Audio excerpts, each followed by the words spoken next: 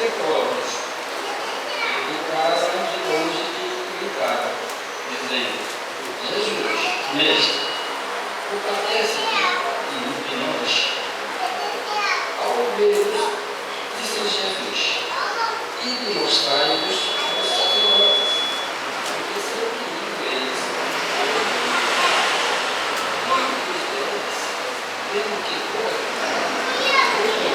dando glórias a Deus em alta voz, e prostrou-se com o rosto em terra aos pés de Jesus, agradecendo-lhe, e este era samaritano. Então Jesus lhe perguntou: não eram 10 os que foram curados? Onde estão os outros? Não houve porventura que voltasse para dar glórias a Deus, senão este estrangeiro? E disse: levanta-te e vai, a tua fé te salvou. Graças a Deus.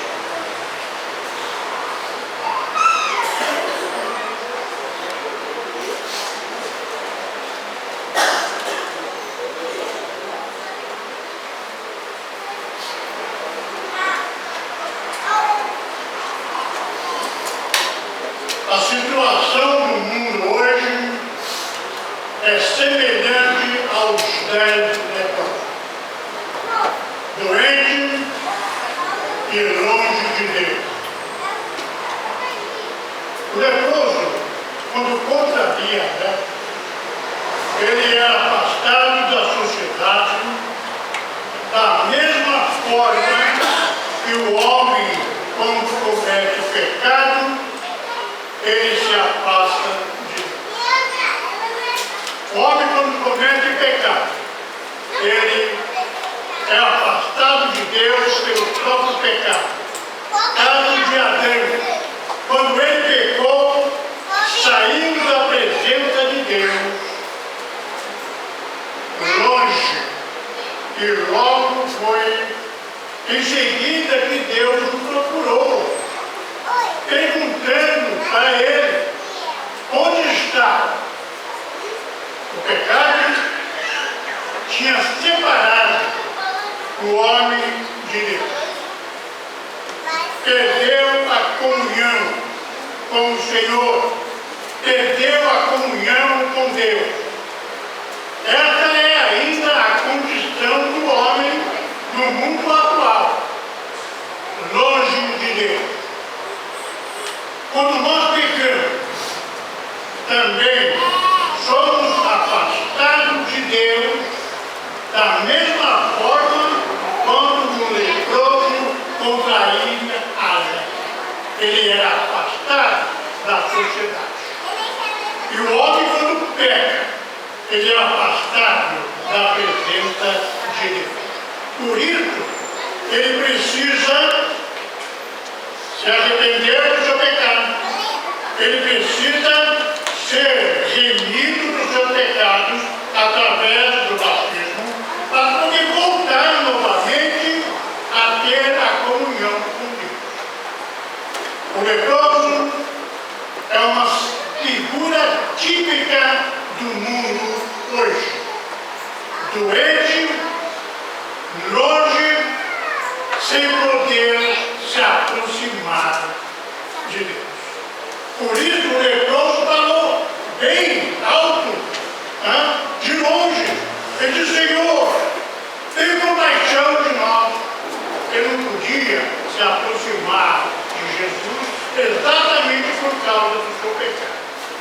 De longe ele pedia compaixão. Tenha compaixão de nós. Hoje temos um povo semelhante, igualmente àquele do passado. Então, muitas vezes, essa pessoa pede, ele pede para o irmão, ou para a igreja: orem por mim lá. Por que orem por mim lá? Por que não vem aqui? Por que não se aproxima de Deus? É a mesma coisa daqueles leprosos lá no passado. Eles estavam tão longe, mas o próprio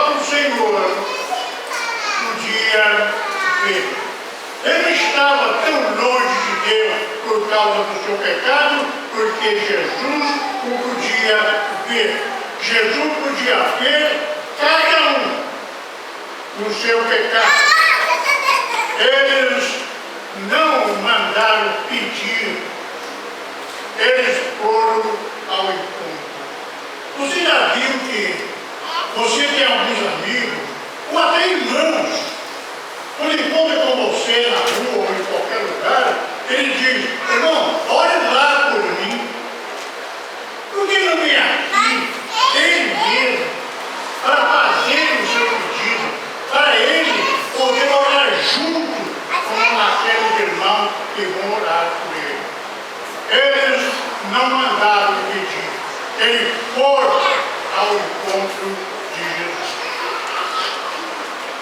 O mandamento é obedecer. Quando o mandamento é obedecido, ele recebe resultado. A Bíblia diz que mostrai ao sacerdote, eles obedeceram e foram curados. Eles tinham que obedecer ao mandamento que Jesus deu para eles. Eles tinham sinceridade no coração, porque eles foram falar com o sacerdote. Eles foram falar, e indo, eles receberam exatamente a sua obediência, deu para eles sinceridade de coração. Todos obedecemos, pode ganhar de Deus exatamente aquilo que eles vão buscar, aquilo que nós viemos aqui buscar, a bênção para a nossa vida. Quantas vezes nós chegamos até aqui em busca de uma bênção que nós recebemos quando obedecemos a palavra? Qual era o prêmio? O prêmio era a obediência. Ele e ele. A purificação deles mostrou que a sua fé. Por isso, muitas vezes, o próprio Jesus dizia: a sua fé te salvou. A sua fé te curou. E nós precisamos exatamente fazer isso, mostrar a nossa fé. Como nós podemos ver, aquele homem que Jesus disse: vai e lava no tanque de Siloé. Ele não foi bem, não, mas ele voltou bem. E isso é exatamente o que nós devemos fazer: obedecer ao mandamento para receber a bênção. E nós podemos ver que todos aqueles que obedeceram, eles foram, todos eles foram purificados. Exemplo do cego. No cego de João, capítulo 9, o próprio Jesus disse: vai e lava-te no tanque de Siloé. Olha, vamos pensar a dificuldade que aquele cego teve para encontrar um lugar, porque era uma descida, era uma escada muito grande. Segundo alguns historiadores, tinha 32 degraus. Ele era cego. Mas ele foi. Mesmo com a dificuldade, ele foi em busca da sua cura. Por isso, ele foi cego e voltou a ver. Era a obediência que ele tinha que fazer. Todos eles que obedeceram foram purificados da sua doença. Um vendo que fora curado, mas por quê? Um vendo que fora curado, só um foi curado, sim, somente um. A própria Jesus disse: cadê os outros 9? Jesus fez uma pergunta: onde estão os outros? Será que os outros não creram? Ou será que os outros não foram em busca realmente de uma purificação? Nós que o homem deve servir bem a Deus. E alguém disse, Pedro que fora curado, disse um só sim, somente um. O homem de hoje é a figura daquele homem curado no passado. Muitas vezes o homem não busca, o homem pede. O homem deveria vir aqui em busca da bênção, em busca da fé, mas ele fica lá em casa e manda o irmão, ora lá por mim. Por que não vir? Se nós tivéssemos irmãos aqui no salão, todos aqueles que pedem bênção para você ou para o irmão lá fora, essa igreja não deveria ter muita gente. Mas ele somente pede, ele não vem buscar. Nós temos que ver que será que alguém tem vergonha de se mostrar? Sabe que às vezes é assim que acontece. Vergonha de se mostrar. E por isso ele fica longe. Mas nós temos que saber. Quem quer a bênção deve buscar e não ficar de longe. Temos que ser diferente do samaritano, porque ele buscou. Mas eram quantos? Jesus já disse, quantos? Eram 10, porque um só recebeu. Nós temos que agradecer com gestos de humildade. Foi o que ele fez. Ele fez tudo o que é comum. Mas para o judeu, para o samaritano, não era comum se prostrar aos pés de alguém. Não. Mas ele se prostrou. Aquele foi o único dos 10 que se prostrou diante de Jesus. E ele foi o que fez, foi ele que recebeu a cruz. Mas todos os outros não vieram porque tinham orgulho, não queriam se prostrar diante dos pés de alguém. Então nós sabemos que ele fez o que muitos não esperavam. Ele fez o que não lhe era comum, prostrar-se aos pés de alguém. Mostra que ele fez o que ninguém esperava, porque sendo samaritano, inimigo dos judeus, ele não ia fazer. Ele não ia se prostrar aos pés de alguém. Mas essa era o quê? Era uma surpresa para aquele que era estrangeiro. Ele era samaritano. E era para ele uma vergonha prostrar-se aos pés de alguém. Uma decepção para muitos judeus. Era uma decepção não esperada. Ele não esperava que alguém ia se prostrar aos pés de outro. Sabe que ainda hoje é assim. Ainda hoje é vergonhoso para uma pessoa se prostrar aos pés de outra pessoa. É vergonhoso. Então, por essa razão, muitos não fazem. Mas a verdade é, para todos, uma é a verdade. Muitos serão chamados. Outros serão escolhidos. Chamados é muito fácil, mas escolhido é muito difícil. Hoje, a salvação é para todo o povo. Por que todo o povo não está aqui? A salvação não é para eles. Mas é muito vergonhoso. Sabe? Eu tenho vergonha de entrar numa igreja. Eu já ouvi isso, já ouvi isso várias vezes. E pessoas não entram na igreja, especialmente aqui, ou na igreja porque ele tem vergonha. E por isso ele não recebe a bênção que deveria receber. Hoje, a salvação é para todas as pessoas. Mas quando nós estamos falando que a salvação é para todas as pessoas, essa igreja deveria estar com pessoas até aqui em cima. Mas não está assim. Não é assim. Mas por que razão?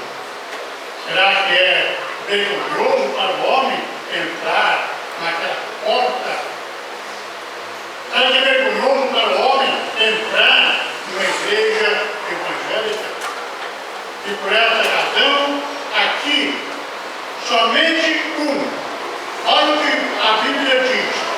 Ele diz aqui, hoje a salvação é para todos, mas aqui somente um recebeu a salvação. Somente um recebeu a cura. A salvação não é para todos. Jesus, a salvação, Jesus disse, Jesus tem a salvação para todos. Mas é para todos, a igreja deveria estar lotando. Não? Deveria estar cheia. Mas não é isso que está acontecendo. Mas sabemos que quem recebe a salvação é aquele que busca realmente aquilo que Jesus dá. Nós temos aqui, no capítulo 17, que é o nosso texto lido, a partir do versículo 11, a Bíblia diz o seguinte: de caminho para Jerusalém, passava Jesus por meio de Samaria e da Galileia. Ao entrar numa aldeia, saiu-lhe ao encontro 10 leprosos, e ficaram de longe e lhe gritaram, dizendo: Jesus, mestre, compadece-te de nós. Porque de longe, olha o que ele está dizendo aqui. Eles ficaram de longe e pediram a compaixão de Jesus. Por que de longe? Por que não se aproximaram de Jesus? Por que não ter aos pés dele? Hoje, se Jesus estivesse aqui, fizesse um convite para você, para vir até aqui à frente, você teria coragem? Eu estou dizendo coragem, porque precisa ter coragem de chegar aqui e se prostrar aos seus pés. Certa vez veio um rapaz aqui, não sei se alguém aqui lembra, de Belo Horizonte. Ele se prostrou aqui na frente e muitas pessoas ficaram admiradas de ver o que ele fez. Agora, por que fazer? E para que fazer? Como fazer? Não faça isso um dia por outro. Eu vou ser diferente de mim. Eu vou me prostrar. Seja autêntico, porque a autenticidade é o que muda realmente naquilo que nós falamos. Capítulo 17, versículo 11, mais uma vez falando sobre a cura dos 10 leprosos. Ele diz aqui, no versículo 13, no capítulo 17, eles ficaram de longe, eles gritaram, dizendo: Jesus, mestre, compadece-te de nós. Ao ver Jesus, lhe disse: ide e mostrai ao sacerdote. Aconteceu que, indo eles, foram purificados. Um dos 10, vendo que fora curado, voltou. Olha o que a Bíblia está dizendo. Vendo que fora curado, voltou, dando glória a Deus em alta voz. E os outros? Um voltou. E os outros. Mas não eram 10. Mas somente um fez exatamente.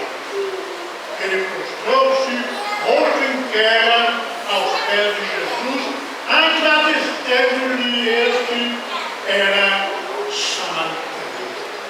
E o samaritano era aquele que os judeus não gostavam, não se davam, não andavam juntos. Por quê? Porque era samaritano. Mas o samaritano foi o único que se prostrou aos pés de Jesus. Versículo 16. E prostrou-se com o rosto em terra aos pés de Jesus, agradecendo-lhe, e este era samaritano. E nós podemos ver que Jesus o abençoou porque ele fez com sinceridade, não com hipocrisia, que às vezes é feito assim, por hipocrisia. Nós temos que saber, hoje, a salvação é para todos, mas somente aqui, somente um recebeu a coisa. Somente um recebeu a salvação. De todos os 10, Jesus perguntou: onde estão os outros irmãos? Sabe que às vezes é assim que acontece, irmão, também na congregação, na nossa igreja. Às vezes nós temos um lado aqui, quando começa aqui da aula, aqui na frente, sabe disso. Às vezes eu fico olhando, eu já fiquei muitas vezes aqui na frente, então eu fico olhando o jeito do professor na aula. Ele fica meio assim, porque ele olha no banco, tem 3 de um lado, 5 do outro. E sabe que isso não ajuda o professor. Às vezes até ajuda muito o professor quando nós olhamos a igreja como está agora, quase completa. Isto é louvor para o pregador, é louvor para aqueles que estão aí na frente, é louvor também para Deus. Deus quer exatamente isso. Deus quer que todos nós nos unamos para servir a Ele melhor do que nós fazemos. Versículo 17 desse texto aqui, olha o que a Bíblia diz. Vamos ler o 16 e 17. E prostrou-se com o rosto em terra aos pés de Jesus, agradecendo-lhe ele que era samaritano. Então Jesus lhe perguntou: não eram 10 os que foram curados? Onde estão os 9? Cadê os outros? Onde estão os outros 9? O que você responderia nessa pergunta que Jesus fez?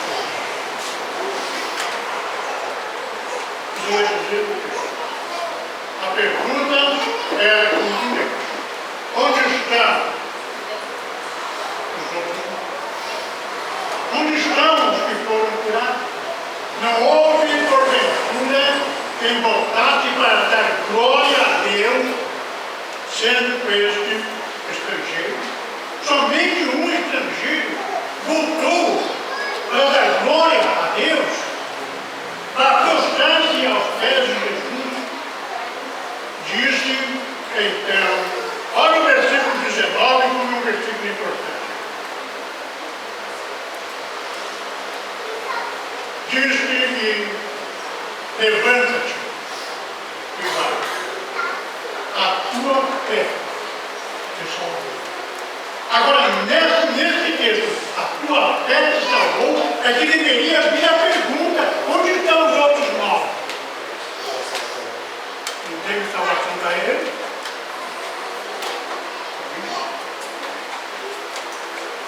Onde estão os outros 9? E muitas vezes nós temos vontade de perguntar para a congregação, aquele que dá aula aqui na frente, ou seja o pregador, ou seja o professor, tem vezes que tem vontade de perguntar. Quando ele olha para um lado, só tem planos.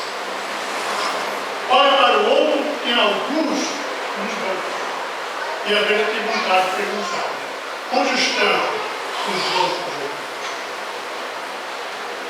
Onde estão pensar, irmãos?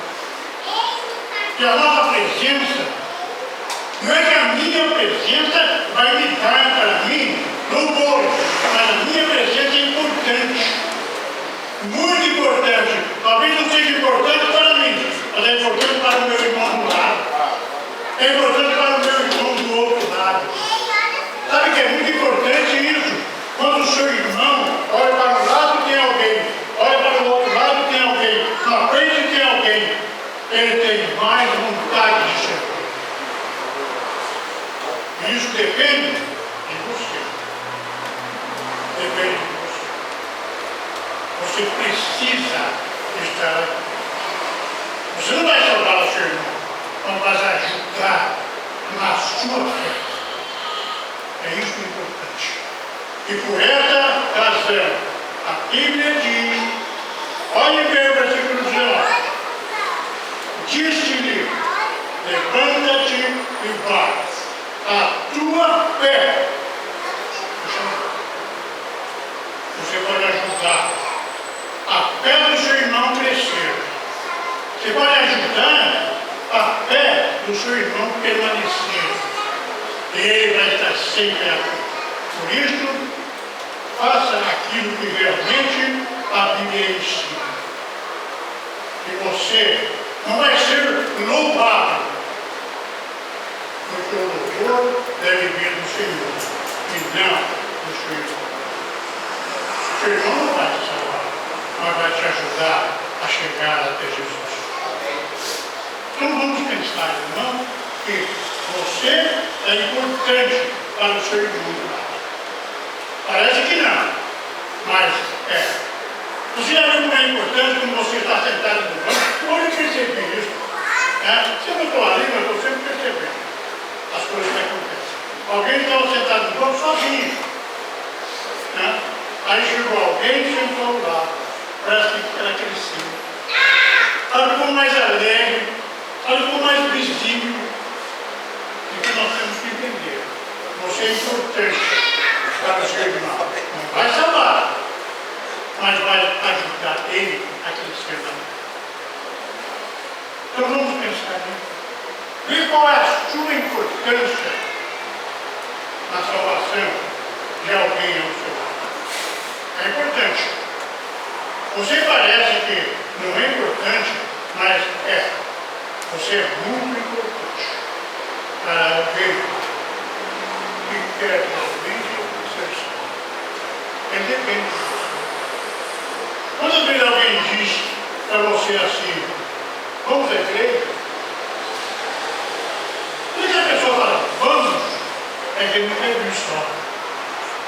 Mais difícil para ele. Então, pense bem. Você é importante para ajudar o seu irmão a crescer na fé. Por isso, vamos fazer isso. Vamos fazer isso para que Deus possa dar para nós todos a salvação lá no final. E lá no final, você vai comparecer lá, queira ou não, para receber ou não a salvação. Eu espero que seja para receber, porque todos nós vamos receber alguma coisa. Nós não ganhamos sozinhos, mas alguém já ganhou por mim, alguém já pagou por mim. Então eu tenho que permanecer na comunhão para ter salvação. Se você quer ter a salvação garantida, você tem que entregar a sua vida totalmente a Jesus. Agora, eu não estou dizendo, meu irmão, que vida aqui à frente você entregou toda a sua vida. Não. Muitas pessoas vêm aqui na frente e no outro dia não aparecem mais aqui. Quando vier, vem para dar realmente aquilo que você tem para você, que é a sua fé, é a sua alma, é o seu espírito. Você Você quer ter a salvação garantida? Você quer Jesus dar, mas Ele quer que você busque. Busque a salvação. E Jesus vai te dar de mão aberta. Eis aqui a sua salvação. Mas você tem que buscar. Eu nunca ouvi dizer que alguém levou a salvação lá no último banco. Já falei uma vez aqui que alguém caiu do banco, né? Para poder vir aqui. Mas ninguém foi levado lá aonde ele está. Ele deve vir buscar. E se você está aqui hoje, quer a salvação, você deve buscar. Vir aqui à frente para falar com o Senhor. E Ele vai te dar aquilo que você busca, que é realmente a sua salvação. E se você quiser fazer isso, nós estamos convidando o Senhor para vir aqui na frente agora. E quando você for de fé, nós